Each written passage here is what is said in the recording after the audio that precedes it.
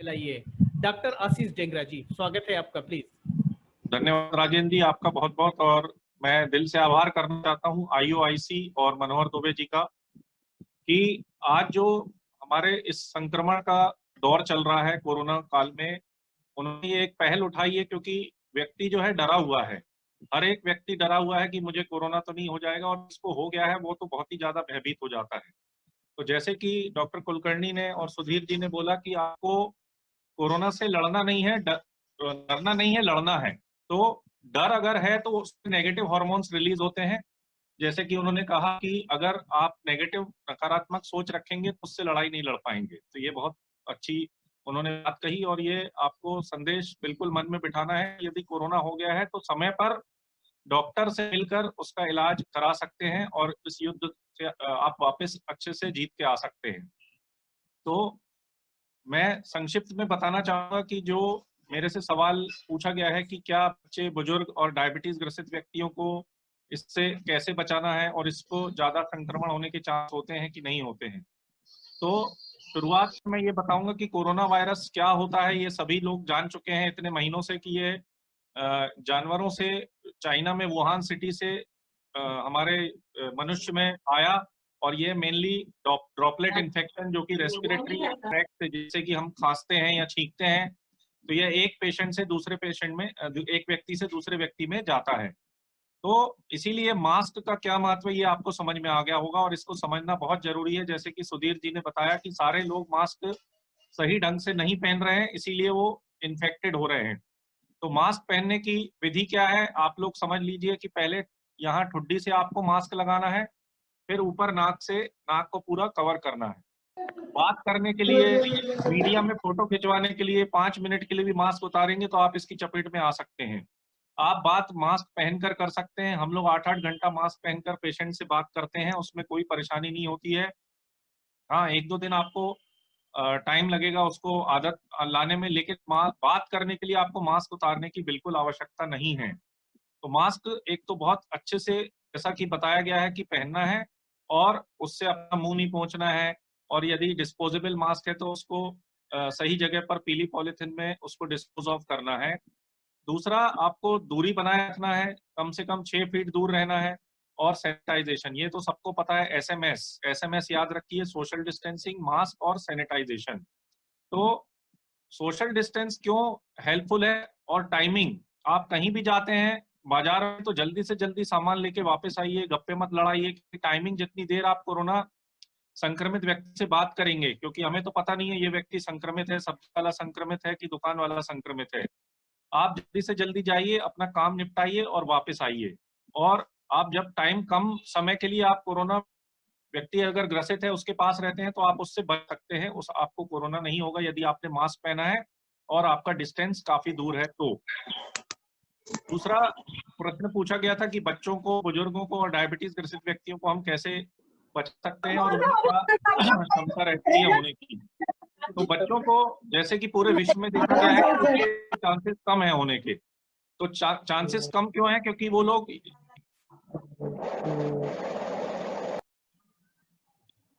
बच्चों में कम क्यों होती है, क्योंकि बच्चों में यूजुअली वायरल इन्फेक्शन कभी भी होता ही रहता है, और उनको बीच बीच में कभी सर्दी जुकाम होता ही रहता है। तो इससे उनके बॉडी में वायरस को पहचानने की इम्यूनिटी बहुत तेजी से उत्पन्न हो जाती है, और कोरोना वायरस अगर जा भी रहा है तो वो उसकी खिलाफ इम्यूनिटी जल्दी से पैदा हो रही है, और उनको संक्रमण हो भी रहा है तो वो या तो माइल्ड है, और किसी किसी बच्चों में मौत भी हुई है, लेकिन उनकी इम्यूनिटी कमजोर होगी इसीलिए हुई है। तो बच्चों की तो बात यह रही कि उनमें आशंका कम है, लेकिन इससे हमें बिल्कुल निष्फिक्र होकर उनको बाहर नहीं घुमाना है। अगर उनको बाहर भी ले जा रहे हैं तो मास्क, सोशल डिस्टेंसिंग, वो सारी चीजें आपको फॉलो करनी है। इसके बाद बुजुर्ग व्यक्ति, ये तो हमारे लिए बहुत ही इम्पोर्टेंट है, क्योंकि हमें उनको सुरक्षित रखना है, क्योंकि वो तो बाहर जा नहीं रहे हैं। और हमारे पास सारे केसेस ऐसे ही आ रहे हैं कि सर ये हमारे माता पिता तो 6 महीने से घर से बाहर ही नहीं निकले, 4 महीने से बाहर ही नहीं निकले, तो फिर उनको कैसे हो गया।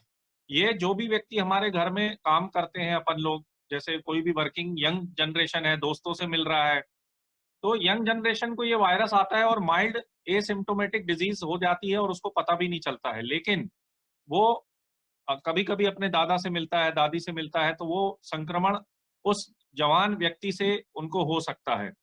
तो अन्यथा ऐसे ही न घूमें, जो भी जवान व्यक्ति घर में है, कोई काम है तो ही घर से बाहर निकलें, ताकि आपके बुजुर्ग सुरक्षित रहें। उनसे, बुजुर्गों से कम मिलिए। यदि आप बाहर ज्यादा देर काम कर रहे हैं तो आपको उनसे कम मिलना है, दूरी से मिलना है। इससे आप बचा सकते हैं। बुजुर्गों में इन्फेक्शन होने के चांस और तीव्रता ज्यादा इसलिए होती है क्योंकि इम्यूनिटी थोड़ी कमजोर रहती है, जैसा कि आप सभी जानते हैं। डायबिटीज ग्रसित व्यक्ति फिर से मैं यहाँ कहना चाहूंगा कि उनकी इम्यूनिटी डेफिनेटली शुगर वाले व्यक्ति की नॉर्मल व्यक्ति से कमजोर होती है। उनके जो सेल्स होते हैं जिससे हम लड़ाई लड़ते हैं, WBC, उनमें लड़ने की क्षमता कम हो जाती है धीरे धीरे, जैसे कि डायबिटीज की उम्र बढ़ती है। शुगर यदि 200 के ऊपर बहुत सालों से चल रही है तो उनको इन्फेक्शन होने के चांस ज्यादा रहते हैं। तो इम्यूनिटी कमजोर होने की वजह से डायबिटीज ग्रसित व्यक्ति को अगर कोरोना हो जाता है तो उसके दुष्परिणाम बहुत अधिक होते हैं। तो यदि आप समय पर इसको पकड़कर इसका इलाज उचित ले लेंगे तो आप इस कोरोना की जंग से जीत जाएंगे और हमें इसको हराने में कोई बड़ी लड़ाई नहीं लड़नी पड़ेगी। 5 से 6 दिन में आप घर वापस आ सकते हैं, लेकिन उसके लिए सतर्कता बहुत जरूरी है, जैसा कि आपको मैंने बताया और सुधीर जी ने बताया और कुलकर्णी जी ने बताया। राजेंद्र जी, अगला क्या सवाल है आपका?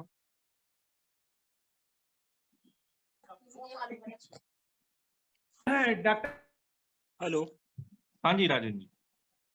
सर, मैं छिंदवाड़ा से बात कर रहा था। हाँ जी। और मैं कोरोना घोषित हुआ हूँ सर। जी हाँ डॉक्टर साहब, एक हेलो बात निकल के आ रही है। सर। मास्क को एक मिनट सर। राजेंद्र जी कोई जितने भी छिंदवाड़ा से साथी क्वेश्चन, अपने राजेंद्र जी कोई छिंदवाड़ा से क्वेश्चन पूछ रहे हैं तो उनको अभी सर, अलाउ करना है कि आखिरी में अलाउ करना है? सर ये सर, उनको क्वेश्चन आखिरी में आंसर, अपन सर allow ये करेंगे। क्वेश्चन आंसर राउंड जो है हमने आखिरी में रखा हुआ है। तो ये आप एक बार अनाउंस जी। कर दीजिए, जो जी, भी जी। सुन रहे हैं श्रोता उनके लिए। सभी से निवेदन है, कृपया आपके जो भी प्रश्न है, कार्यक्रम के अंत में हम लोग ने क्वेश्चन आंसर राउंड रखा हुआ है, हमने शेड्यूल आपको एजेंडा दिया हुआ था। कृपया अपने प्रश्न बचा के रखें। अभी जो हमारे निर्धारित प्रश्न है, हम डॉक्टर साहब से निवेदन है कृपया उन्हीं प्रश्नों को का आप यहाँ पे आंसर करिए सर। आपका सर जो डॉक्टर साहब, अगला जो क्वेश्चन था सर, वो मैं आपको एक बार पढ़ के बता दे रहा हूँ सर। 2 प्रश्न आपके थे। एक तो कोरोना से बचने के लिए सामान्य व्यक्ति की दिनचर्या एवं सावधानियां क्या हो, और दूसरा प्रश्न था सर, कोरोना संक्रमित के संपर्क में आने के बाद क्या सावधानियां रखें। सॉरी, तो आपको सावधानियां क्या बरतनी है ये तो सबको पता है, और दिनचर्या क्या रखनी है। सावधानियों में SMS आप बिल्कुल इसको कंठस्थ कर लीजिए, जब भी बाहर जाएं तो SMS को याद रखिए। सोशल डिस्टेंसिंग, मास्क और सैनिटाइजेशन। दिनचर्या आपको बहुत कुछ जो हमारे ग्रसित कुलकर्णी जी और सुधीर जी ने बताया कि आपको नियमित रूप से भोजन लेना है, व्यायाम करना है अगर आपको कोरोना नहीं है तो, और संतुलित भोजन व्यायाम के साथ आपको यदि शुगर है, BP है, कोलेस्ट्रॉल है तो उसको नियंत्रण में रखना बहुत जरूरी है। तो दिनचर्या में आपका सबसे पहले तो सुबह अगर आप उठते हैं तो उसके बाद आप वॉकिंग करिए घर के अंदर ही। मेरा निवेदन है कि घर पे भी आप वॉकिंग कर सकते हैं, छत पे जाके कर सकते हैं, रोप स्किपिंग कर सकते हैं, रस्सी कूदिए, और बचपन में जो हम पीटी करते थे स्कूल में वो करिए। और घर में आप डाइनिंग टेबल के 15-20 बार चक्कर सुबह लगाइए, दोपहर में लगाइए, रात को लगाइए। तो ऐसे आधा से पौन घंटा आपको रोज एक्सरसाइज करनी है। ना जो है वो कम वसा, कम कार्बोहाइड्रेट वाला लेना है, तली हुई चीजें कम लें, कार्बोहाइड्रेट मीठा का सेवन कम करें, प्रोटीन की मात्रा पर्याप्त लें। तो ऐसा संतुलित भोजन लेकर, पानी बहुत इंपॉर्टेंट है वायरस संक्रमण से बचने के लिए और उस पर लड़ाई लड़ने के लिए। तो पर्याप्त मात्रा में हाइड्रेशन बहुत अच्छा जरूरी है, पानी खूब लें। और नींद, जैसा कि बताया, 7 से 8 घंटा नींद आपको बिल्कुल कुंभकर्ण जैसे लेनी है, ताकि आपके हार्मोन्स जो है वो आपकी बॉडी के सेल्स जो है रिकवर करें। तो यह संक्षिप्त में यदि आप दिनचर्या अपनाते हैं, समय पे भोजन और एक्सरसाइज और नींद अच्छे से रखें, प्रोटीन डाइट, संतुलित कार्बोहाइड्रेट और फैट का भोजन, तो इससे आपकी इम्यूनिटी अच्छी रहेगी। दूसरा, आपको दिनचर्या के बाद आपका क्या सवाल था राजन जी? डॉक्टर साहब, बहुत बहुत धन्यवाद आपको दे रहा हूँ। जितने भी हमारे प्रश्न हैं, इन प्रश्नों को हम लास्ट में। हेलो। हाँ राजेश जी, दिनचर्या के बाद नेक्स्ट क्वेश्चन क्या था? सर ये हमारा क्वेश्चन ये था कि कोरोना संक्रमित व्यक्ति के संपर्क में आने के बाद हमें क्या सावधानियां रखनी चाहिए?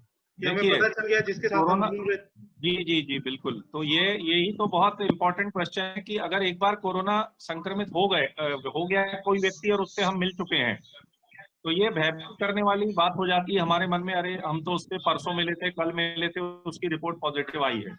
तो मैंने आपको यही बताया कि कितने समय के लिए मिले थे, कितनी दूरी से मिले थे, मास्क पहना था कि नहीं पहना था, उस पर निर्धारित करता है। तो सबसे पहले तो आप अपने घर में क्वारंटाइन हो जाइए, क्योंकि आप उनसे मिले हैं। मिलने के बाद आपको जो सिम्टम आएंगे वो 3 से 5 दिन बाद पता चल सकता है कि आप कोरोना से संक्रमित हुए हैं कि नहीं हुए हैं। तो जो इंक्यूबेशन पीरियड है वो 3 से 5 दिन होता है। उसके बाद यदि व्यक्ति में लक्षण आते हैं तो पहला स्टेप है आपको अपने घर वालों से दूर रहना है, क्वारंटाइन होना है। दूसरा स्टेप है कि आपको अपना सिम्टम्स पे ध्यान देना है। 3 से 5 दिन बाद यदि आपको हल्का सा बुखार आता है, तेज बुखार आता है, हरपूटन होती है, हाथ पैरों में दर्द होता है, गले में दर्द, खराश या फिर छींक आना, हल्की फुल्की सर्दी होना, कई पेशेंट्स में हेडेक हो सकता है, कई पेशेंट्स में बॉडी पेन हो सकता है। और अभी हमने देखा है कि कुछ 3 प्रकार के पेशेंट्स हमारे बीच आ रहे हैं। एक तो यही बुखार खांसी वाले, दूसरे जिनकी सूंघने की शक्ति और स्वाद की शक्ति खत्म हो जाती है, और तीसरे जो है वो दस्त से पीड़ित हो जाते हैं। तो कोरोना जो है सिर्फ बुखार और खांसी से नहीं आएगा, ये अपना करवट किसी भी तरफ ले जा सकता है। आपकी सूंघने की शक्ति, आपको स्वाद की शक्ति खत्म कर सकता है, और आपको लूज मोशंस या फिर पेट की खराबी से भी ये पॉजिटिव आप आ सकते हैं। तो आपको सबसे पहला मेरा संदेश है और विनम्र निवेदन है कि विजिलेंट रहिए, एक्टिव रहिए कि आपको सिम्टम पकड़ना है जल्दी। क्यों जल्दी पकड़ना है ये मैं आपको बताऊंगा। तो जैसे ही आप किसी भी व्यक्ति के संक्रमित में आए हैं, आप क्वारंटाइन हो गए, 5वें दिन आपको यदि बुखार आता है तो आप उसको मामूली बुखार न समझें, उसको फ्लू न समझें कि भाई हम लोग नॉर्मल फ्लू है ये आपको अपने 2 दिन में आप दवाई लेते हैं, ठीक हो जाता है। दवाई लेने के बाद जब ये ठीक हो जाता है तो आप बिल्कुल निष्प्रखर हो जाते हैं। लेकिन जो भी कोरोना ग्रसित व्यक्ति है उसमें ऐसे ही हो रहा है कि 2 दिन के लिए बुखार आता है, हाथ पैरों में दर्द होता है, खांसी आती है हल्की सी, पेशेंट दवाई ले लेता है दवाई की दुकान से या डॉक्टर से पास के, उसके बाद उसका सिम्टम्स खत्म हो जाते हैं। लेकिन जब इसका जो कोरोना का इन्फेक्शन का 7वां दिन या 8वां दिन आता है, पेशेंट बोलता है कि डॉक्टर साहब मुझे बिल्कुल कमजोरी लग रही है, शरीर में जान नहीं है, मुझे बॉटल लगा दीजिए। उसी समय आपको कैच करना है कि ये संक्रमण बहुत आगे तक पहुंच गया है। तो आपको 7 दिन पहले बुखार आया था, आज आपका 8वां दिन है या 7वां दिन है और आपको कमजोरी लग रही है, तो आपको तुरंत अपने डॉक्टर से संपर्क करना है, और डॉक्टर से संपर्क करने के बाद आपको जो भी उनको हिस्ट्री है वो प्रॉपर बतानी है। अभी जितने भी पेशेंट आते हैं ये बोलते हैं नहीं सर हमको बुखार नहीं आया था, ऐसे ही हल्का फुल्का हरपूटन हुई थी। तो यही गलती पेशेंट कर रहे हैं, छुपा रहे हैं। आपको अपने डॉक्टर को प्रॉपर हिस्ट्री देना है कि सर मुझे 7 दिन पहले बुखार आया था, 1 दिन 2 दिन रहा, मैंने दवाई ली, मैं ठीक हो गया, लेकिन अभी मुझे आज 7वां दिन है बुखार का, 8वां दिन है, मुझे अब बहुत कमजोरी लग रही है, शरीर में बहुत पीड़ा हो रही है, मैं काम नहीं कर पा रहा हूँ। यदि आप समय पे प्रॉपर हिस्ट्री देंगे अपने डॉक्टर को, तो 7वें 8वें दिन पे डॉक्टर आपकी हिस्ट्री सुनकर कुछ टेस्ट करवाएंगे, जैसे कि CRP है, LDH है, फेरिटिन है, डी डाइमर है। इन सब चीजों से आपको पता लगाया जा सकता है कि आप कोरोना वायरस की तरफ संक्रमित जा रहे हैं या नहीं। उसके बाद यदि आपको फीवर आया था उसी समय, तो आप आसपास के जो डॉक्टर्स हैं या फीवर क्लिनिक है वहां जाकर आपको अपनी RT-PCR या एंटीजन टेस्ट करके अपनी कोरोना की जांच जरूर करवानी चाहिए, और अपने घर वालों से दूर रहना चाहिए। तो 7वें दिन जो हमारे ना है, तो एक भी मौत नहीं होगी। तो यदि पेशेंट्स को टेस्ट कराया गया तो उसमें अगर CRP बढ़ा है, डी डाइमर बढ़ा है और फेरिटिन बढ़ा है, तो आपको तुरंत सतर्क हो जाना है। यदि आपने बुखार आने पर RT-PCR का टेस्ट नहीं दिया है तो 7वें 8वें दिन पर जब आपको डॉक्टर ने निर्देश दिए हैं तो तुरंत अपना कोरोना की जांच जरूर करवाएं। इसके बाद बात आती है कि घर पर रहकर आपको SpO2 ऑक्सीजन की मात्रा जरूर जांचना है। यदि SpO2 94% के नीचे जा रहा है तो तुरंत एक्शन में आइए। इसका मतलब है कि आपके लंग्स संक्रमित होना शुरू हो गए हैं। नॉर्मल व्यक्ति का SpO2 98, 99, 97 ऐसा रहता है। यदि वह 95 के नीचे जा रहा है, बार बार आपका SpO2 कम हो रहा है और 6 मिनट वॉक टेस्ट, मतलब आप घर में 6 मिनट पैदल चलिए, उसके बाद आप SpO2 चेक करिए, तो आपका यदि SpO2 95, 94 से कम आ रहा है तो मतलब आपको सांस लेने में, चेस्ट में इन्फेक्शन शुरू होने वाला है या तो बहुत हो चुका है। तो आपको बिल्कुल एक्शन में आना है। यही वो लोग देरी करते हैं। हमको पेशेंट बताते हैं कि सर कमजोरी लग रही है, उनको बोलते हैं कि आप आके दिखाइए या फिर ये वाली जांच करवा लीजिए, तो वो उसको नकार देते हैं। घर में बैठे बैठे कोई भी दवाई पैरासीटामोल खा के उसको आगे बढ़ा देते हैं। तो बीमारी कैसे चल रही है कोरोना की? ये पहले हफ्ते में बुखार आता है, दूसरे हफ्ते में ये लंग्स को पकड़ सकती है या फिर पूरे आपके शरीर में लीवर किडनी को भी डैमेज कर सकती है। तो पहला हफ्ता आपका बुखार, कमजोरी, खांसी, दूसरे हफ्ते में आपको ये लंग्स में डैमेज कर सकता है। तो आपको कहां पे विजिलेंट होना है? जिस दिन बुखार आया उसी दिन से आपको विजिलेंट रहना है। तो आप नेक्स्ट वीक की जो कॉम्प्लिकेशन है 8वें दिन से लंग्स को पकड़ना या फिर जो CRP वगैरह मार्कर बढ़ जाते हैं वो इतने तेजी से नहीं बढ़ेंगे और आप घर में ही रहकर क्वारंटाइन होकर और ठीक हो सकते हैं यदि आपके मार्कर्स ज्यादा नहीं बढ़े हैं। तो यदि पेशेंट्स के लंग्स में संक्रमित हो जाता है तो वो डॉक्टर से मिलकर आगे क्या इलाज लेना है वो आपको डॉक्टर्स आसानी से बता देंगे। भर्ती करने की आवश्यकता कब पड़ती है? जब लंग्स में तीव्रता ज्यादा होती है, वो डॉक्टर शैलेंद्र राजपूत आपको बताएंगे।